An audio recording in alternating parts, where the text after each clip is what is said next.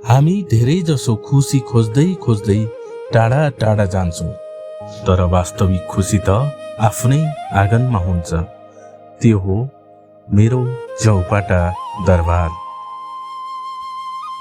घर वरिपरि देखिने यी हरिया बोट बिरुवा, यही त हो मेरो वास्तविक संसार, प्रकृतिको एउटा सुन्दर अनुपम उपहार।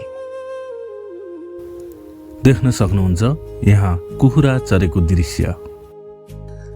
बारीको आडैमा अनार फुलेका छन्, फलेका छन्।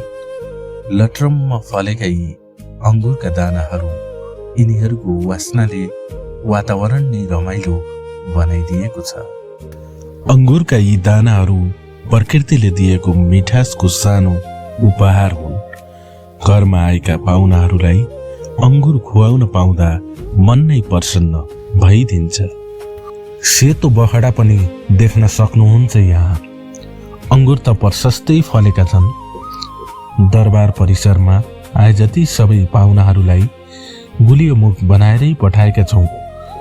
बिन्ती पठाइदिए चाहिँ नभन्नु होला नि फेरि। बुढी सेबीहरू पनि फलेका छन्, पाकेका छन्। फूलहरू फुलेका छन्। मकैहरू पनि आफ्नो समय अनुसार बढिरहेका छन्। प्रतिकूल मौसमका बावजुद पनि लिची, आँप फलेका छन्। दरबार परिसरमै लिचीका यी दानाहरू, मौसमका यी दानाहरू वातावरणमा सुगन्ध पैदा गरेका छन्।